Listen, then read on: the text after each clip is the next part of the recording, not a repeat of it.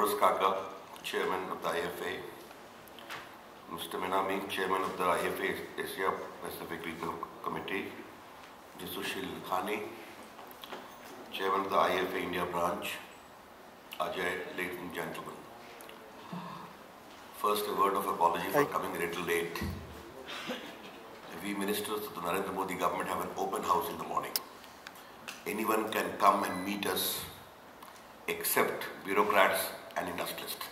Transparency. And what was the other again? Transfer pricing. Both begin with T. Transfer pricing, I leave it to you to debate, discuss, and the like.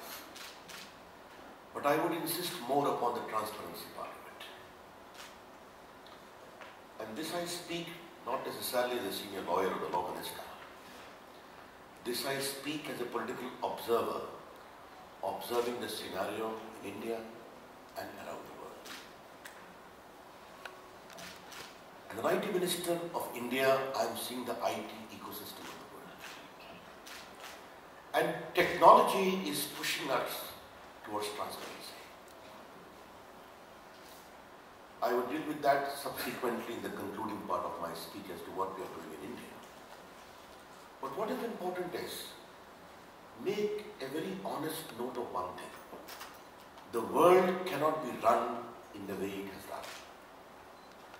Now there are going to be greater quest for accountability. There will be greater questioning by social media.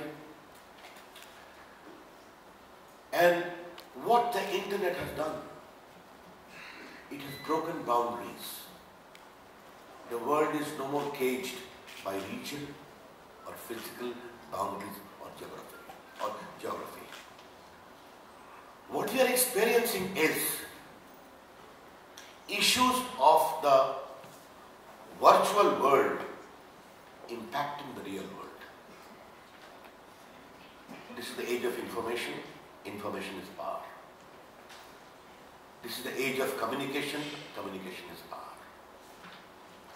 I remember when our government came and the Prime Minister had taken a lead in exposing black money in certain questionable bilateral treaties, the need to revisit them. And ultimately what happened? He raised that issue in G20. Then President Obama was there, and automatic sharing of information became a part of the process. And thereafter, all the big parts of the world, and I need to salute my Prime Minister, who conveyed to the world in unmistakable terms that if the world has to run, it must run fairly. If some people seek to tinker with the system, there must be a mechanism available for automatic sharing of information. I'm happy that America responded immediately because they were equally troubled. My Prime Minister went to Switzerland, had a long talk with the President there. They also agreed we need to open up. We revisited our whole agreement with Cyprus, with Mauritius, with Switzerland.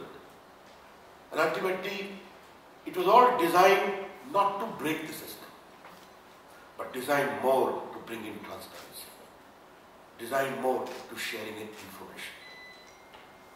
Why I have said this at the very outset, ladies and gentlemen?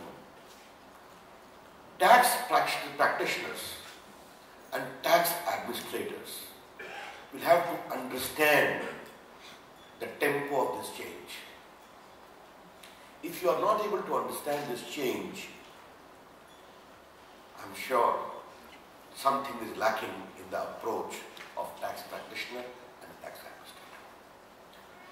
And when Ajay wrote to me a letter about the theme of this particular conference, I was very happy that some of these issues of transparency, of cross-border exchanges, of automatic information sharing, you are going to discuss.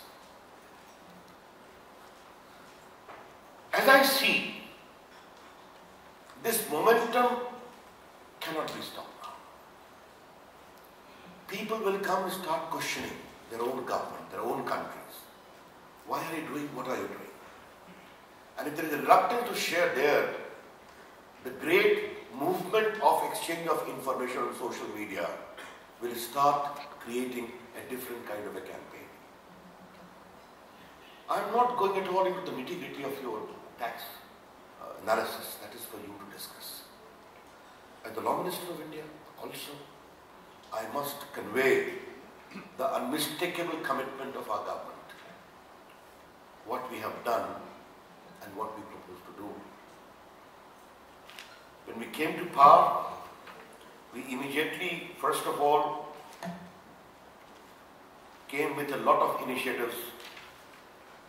We set up a SIT for unearth black money in India and outside. We came with a black money undisclosed foreign income and assets and imposition of tax 2015.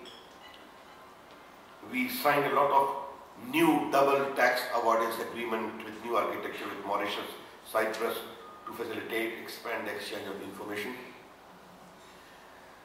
And then we joined the multilateral competent authority agreement in respect of automatic exchange of information. We had a separate agreement with Switzerland. Then we came with the Benami Act of 2015. Benami in simple Indian language means real owner, a real owner hiding the property behind the ostensible owner. The name lender is separate, the real owner is separate. And then we made that particular law very strong. We also came to the Internal Income Tax Declaration Scheme 2016, whereby we gave a window that people can come and deposit, and many of that will be used for pro-poor initiatives. Well, ladies and gentlemen, what is our approach to growth? The world over we debate the differences and the competing stress on equity and growth. And many of you may be experiencing also in your own way. One view is equity, growth without equity is possible. It will be pro-rich, it will be pro-elitist. But for genuine equity to come, growth is important. And for growth to happen, reform is important. For growth to happen, ease of doing business is important. And that is whole focus of India's economic reform. We must enable people to manufacture. We must enable people to invest. We must enable people to do business. And once the revenue rises, naturally, a lot of tax issues also come. And therefore what we have done? We have made tax submission, tax compliance as easy as possible. From the forms to voluntary disclosure to other things. And we are quite open also to take other initiatives. I'm very happy that Asia Pacific Regional Conference is happening in Delhi. Why Asia is important? And I see a lot of my friends from Asia, therefore I need to reflect upon importance of Asia. We had a world in the last 200 years which was dominated by European importance, which was very much driven by American preeminence. We don't question any country or any group of countries. But I have not the slightest doubt, ladies and gentlemen, this is the age of Asia. Asian aspirations, huge Asian market, Asian economies are going to play a very, very crucial role. And naturally, China and India, being the biggest economy of the world, are going to play a very crucial role. And I don't mind being a little frank. I see some kind of a tilt towards Asia because of economy, the size of economy, the extensive reach of market, and the need for tax compliances. What we have done in India, ladies and gentlemen, take the case of FDI. In 13-14, we got 36.4 billion FDI dollars. In 14-15, we got $45.1 billion. In 15-16 we got $55.4 billion.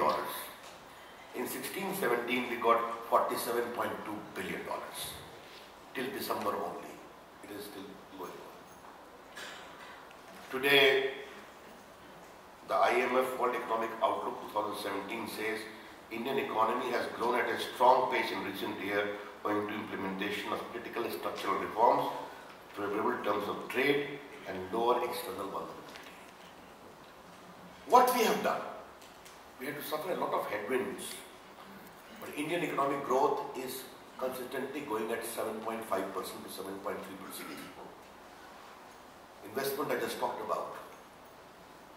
But what is important is that we are showcasing India as a country, and I must tell you, I think the size and diversity of India is too well known to you. I will briefly tell you what is the digital size of India. A population of 1.25 billion, home to 108 billion mobile phones. Okay? Out of which 350 million are smartphones. Likely to become 500 million in the coming 1.5 years. We have got 500 million internet, landline and wireless. One of the biggest startup systems in the world. We're catching up. Facebook, Twitter, all other forms of social media have the biggest presence in India after USA. But one of the novel projects of India in the field of technology I would like to share, Aadhaar. Because Aadhaar has become important even in tax laws for identity purposes. What is Aadhaar? We have created 1.13 billion Indians today on our Aadhaar. Aadhaar is covered by a proper parliamentary law. And the system is very clear. Minimum information, optimum utilization with due regard to privacy. And it only authenticates an individual. And how cheap technology it is, ladies and gentlemen, I would like to clarify. For us, digital technology has to be affordable, had to be inclusive, and has to be developmental centric. We create Aadhaar at $2 per individual. And they undertake 30 million authentications every day at zero cost. And suppose a bank asked a particular customer to furnish Aadhaar for opening the account. The system doesn't know what for Aadhaar information is being sought. They authenticate, he is Ravi, Shankar, Prasad, or he is Ajay. That's all. You know how they are using technology to save money? We are giving a lot of funds to the poor and underprivileged, and all public money. It used to be pilfered by middlemen and others. Now we open 270 million bank accounts for the poor and underprivileged. Link them to Aadhaar, seeded to mobile. And now all the subsidy for the poor, the ration, gas connection goes to their bank accounts. And we have saved 50,000 crores, $8 billion plus, which used to be taken by middlemen or fictitious persons. By digital governance, we are promoting transparent governance. And that is a very unique initiative of India. The same we are bringing into tax administration and tax compliances.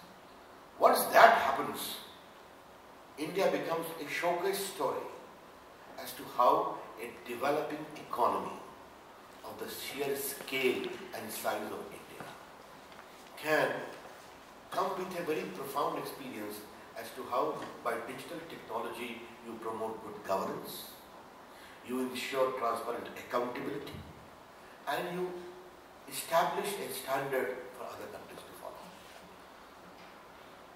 These things are important because as IT Minister of India, I am understanding as to how technology is creating a different ecosystem for the world.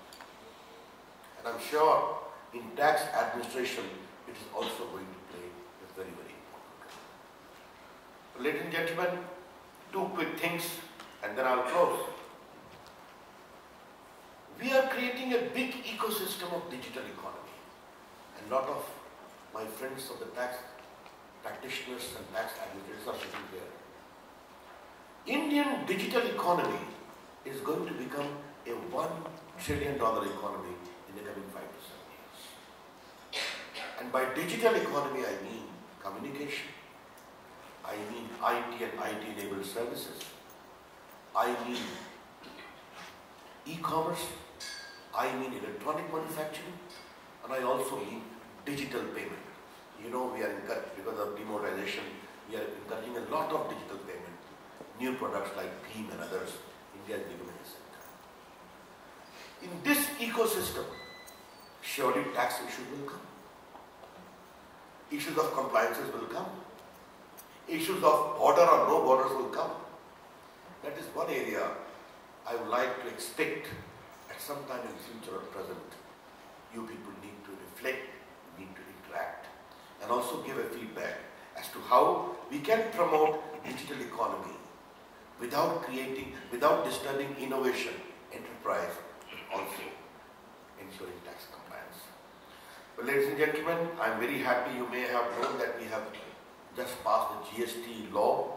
Now general sales tax, one India, one tax is going to become a reality. And a unique product in diversity, how we can have political consensus whereby all the states came on board.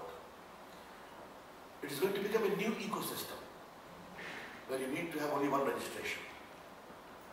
But issues will arise, challenges will come, and all the senior practitioners of tax law sitting there will have to reflect as to how to help create a tax system which is convenient, which is progressive, and with the aid of technology brings in more and more transparency.